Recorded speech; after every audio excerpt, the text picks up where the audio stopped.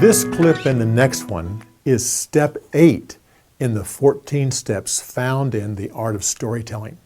It all has to do with how to start the story. In this clip, we'll deal with the first words. And you'll see the 6 storytellers struggle with exactly what are the first words out of their mouth when they start this story. Later on, we'll deal with where to start the story. What do you start it at the beginning, in the middle, or the end?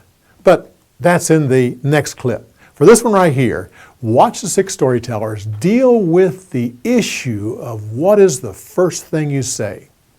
Then afterwards, work on this. Very important step. This is how you will tell your story. So take your time to work on first words.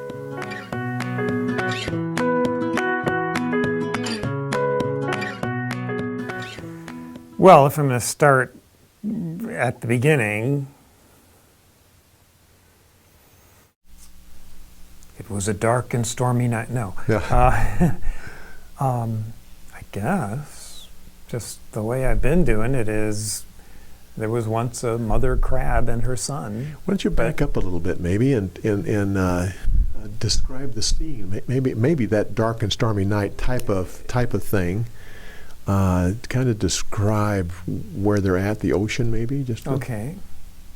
Just give it a try. Maybe we can try several. All right. Well, the beach was rocky. The waves of the ocean crashed against them, and the mist filled the air. A seagull. As a seagull called from the sky above. Okay. It sounds a little hokey. I know it does. That's all right. This is just an experiment here, so that's good. That's good. Let's see. Give another shot at that. Maybe try to make it more direct towards those crabs. Maybe describing it and move quickly to the crabs. Okay.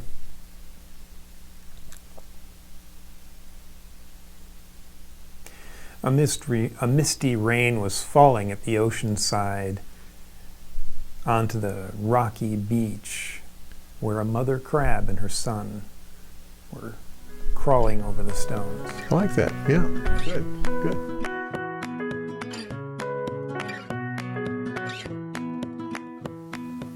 I kind of like the idea of the cat. That was the problem, especially if I do it as a memory hook. I think I'd want to start with something that's just blunt, like the cat. That was the problem. The problem was the cat. All the mice met together to figure out how they were going to solve the problem of the cat. We'll just maybe go with that one for right now. I guess I could think of the other is the fact that all the mice met together for this important problem. No, I think I like the cat better.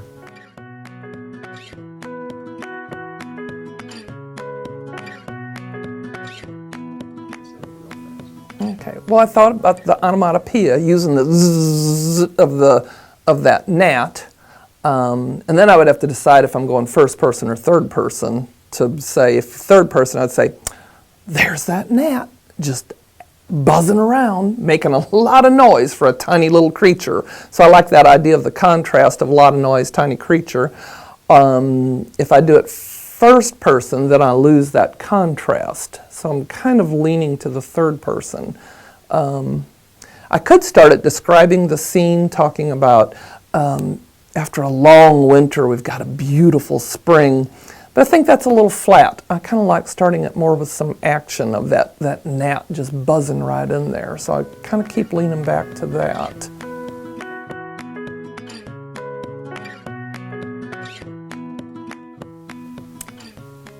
First words are always rather important. I like to get the character out and I like to get the action going. So when I start the story, I start with, once there was a dog, a very hungry dog. And that dog was walking along the street, and he saw a butcher standing outside his door.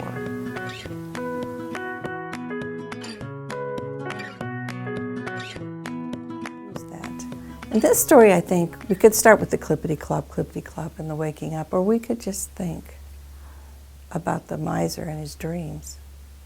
At night, he dreamt of gold, and in the morning, he would count his gold. At the clippity-clop, he would wake, and his first duty of the day would be to go out and count the gold that he had hidden underneath the oak tree.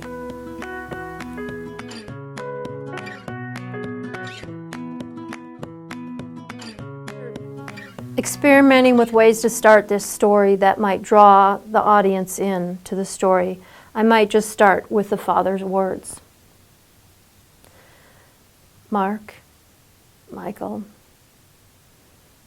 you know that I love you, but there is some secret that I have never told you, and that is the secret of the treasure that lies buried out in the field.